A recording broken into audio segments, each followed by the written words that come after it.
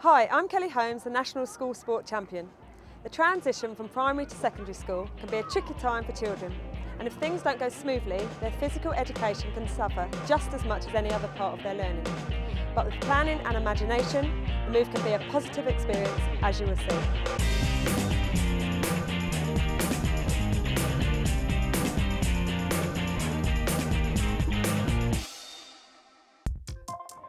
The move up to big school can present many challenges for 11-year-olds, including unfamiliar buildings, specialist subject teachers, new peers, and long and tiring school days.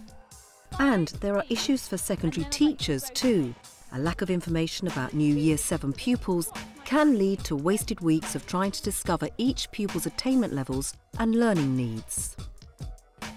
But there are ways to make the transition smoother. And the Manor School, a specialist sports college in Mansfield, uses a range of strategies to do exactly that.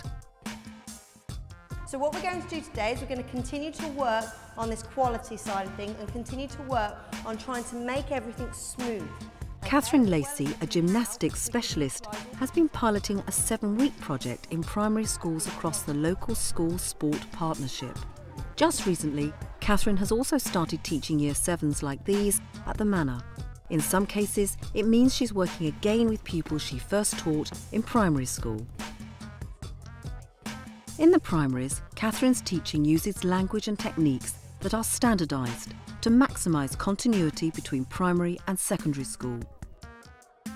I start off by observing the teachers in week 1, so I can actually get some baseline data to see where the pupils are at, where the teachers are at in terms of their confidence and their subject knowledge.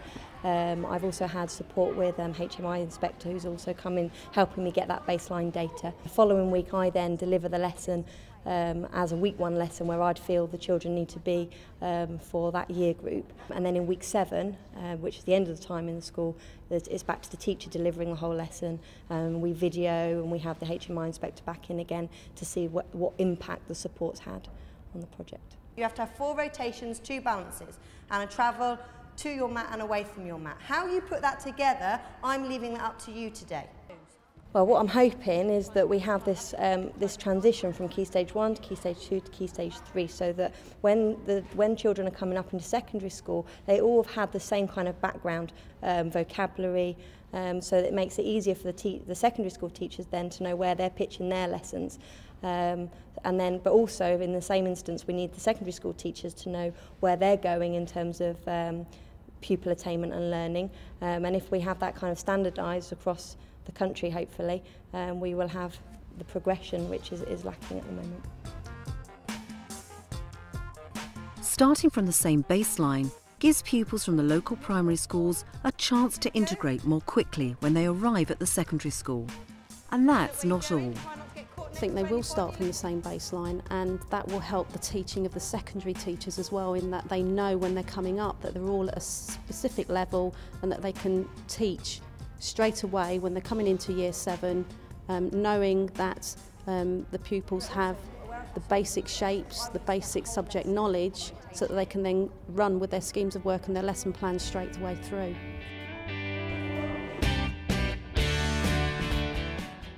At King Edward, the 7th school in Kings Lynn, there's also a range of strategies in place to ease transition. Close ties between the secondary and its local primaries are a key component, and leadership is just one tool for achieving this. Can you all come in, please? These Year 5 pupils from Eastgate Primary School in the town act as playground activity leaders. King Edward's, known locally as Kes, invited them to come into the secondary school and trained them there for their new role. The junior leaders is part of a larger cooperation that we have with Kes, so our children are used to working with students from Kes who come down and take part in PE lessons and in sport. Our youngsters get a chance to go to King Edward VII prior to them going sort of secondary age, so they're meeting their staff. The PE staff from Kes are very familiar colleagues and visitors to our school, so it sort of aids the transition in that there's a certain amount of familiarity that's built on respect. Right, now we're going to go to Chelsea and Lizzie's going to play Ship Ahoy with you. The outcome is not only purposeful physical activity at lunchtime at Eastgate, but also a group of youngsters who've already had a very positive experience of physical education in their next school. I think most of our children really look forward to it. As the summer term goes on and we have sort of links with CARES, they go up and have their visits, they're projecting themselves forward in a really positive way. For example, our special needs children, we have special transition meetings where particular members of their department come down to school, meet the children. Where it's necessary and appropriate, those children have special visits where they go to become familiar with the situation, and CARES find out where they have to provide particular elements for those children. But because we've got close links, and because I think about 80% of our children go to King Edward VII, over time there's lots of older brothers and sisters there, and they see it as part of a continuum, but certainly by the time they get to July, you know, they're really ready to go. That's the end of this game. Comberton Village College is a sports college in rural Cambridgeshire. Just like the Manor School in King Edward's, it recognises the importance of a smooth transition. Over the last 5 years, a coordinated programme of initiatives has produced good results. I think before the programme started, it was like it was in many schools at that time, and in some still is. There was PE at the big school, which was often single sex, often quite traditional, often quite games orientated, led by specialists. And there was PE in the primary schools with a lack of really good facilities, a lack of specialism often amongst staff, and a lack of confidence. So the two were very, very different. As at King Edward's, communication between secondary and primaries is key to bridging the gap. Comberton achieves this in many ways, including dedicated web pages for primary PE coordinators and regular meetings where staff from Comberton and its local primaries share information and ideas. I'm going to call out some of those words on there and maybe some other ones, and you need to do the action that goes with those words. We'll try with some music as well.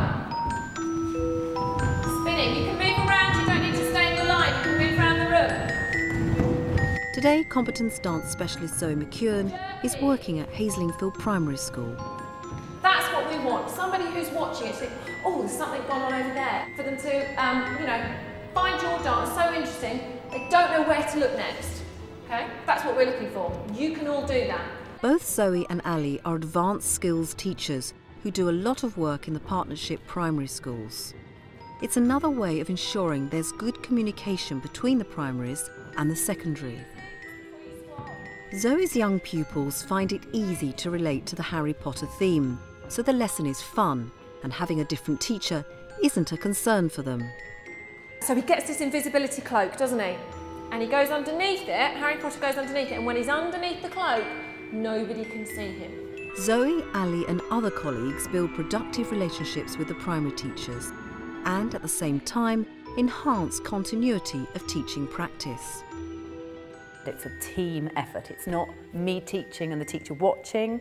There is a structure where I will lead the first lesson as a kind of demonstration lesson, but gradually the teacher becomes more and more involved. It's joint planning, and by the last lesson the teacher should be leading it and I'll be supporting. Vicky Nightingale, the PE coordinator at Haslingfield, has already benefited from the partnership. When the PE manager from Comberton came and supported me, she showed me things like, you know, the different muscle groups, how to warm up properly, how to name them, giving the children some ideas for them to feed back to you, how I might organise the children, what the exact technique is to throw a javelin, all of those type of things that, you know, you yourself wouldn't necessarily know as a primary non-specialist. They're the specialist when it comes to their children and their age group, and I'm the specialist when it comes to PE, and it's very much a team working together. It's the training, I think, more than anything else for me. I think it's just so valuable. And of course, the other effect of this arrangement is that primary pupils are getting to know the people who will be teaching them when they move to secondary school. Comberton hosts an annual dance festival that brings primary and secondary pupils together on its site. There's a range of other tournaments and festivals too, including an athletics festival every summer specifically for pupils in transition. Regular development camps for Year 6s allow the gifted and talented to flourish. and their peers who lack confidence in physical education also get their own extension camp at Comberton. Really get on your tippy toes now. These ones are great. You're in, you're out, you're really getting your weight forward. It's excellent. Okay, is everyone happy? Yeah! All this contact is invaluable, but not without practical difficulties. We're in a rural area, and so we run all these things, but getting children to them is increasingly logistically and financially difficult. So as a school, we now have 3 minibuses, and we help pay for primary teachers to qualify to drive the bus so that they can use the bus for a day, they can have it at their school, they can bring children to us, they can take their children home again, and we just charge them petrol to do that. So we really want the children to have the chance to come, and we don't want money to be a barrier. Nice and relaxed. Good. Comberton also coordinates the gathering of information about pupils from its local primary schools, giving its PE staff a head start on each individual's abilities. We have more information about all children, what they're good at, what they need help with, and when they come to Comberton, when they come to the secondary school, we put them into mixed ability groups, but they're not their tutor groups. For PE, they are special mixed ability groups. We have the same number of level 5 children in each group, the same number of level 4s, the same number of level 3s. We put the teaching assistants into groups that have children with specific needs. And every teacher who has a Year 7 PE group will know what those children are good at, where their strengths are, what their talents are, and if they have any difficulties or problems in PE, what they are. So we don't need 6 weeks to find out anything about the children in Year 7. We already know everything we need to know about them to start teaching them an appropriate PE programme. So, much of the groundwork for a smooth transition has been done by the time the primary pupils arrive at Comberton. But a further adaptation in Year 7 also helps. Single-sex lessons, like girls' netball, are the exception, not the rule.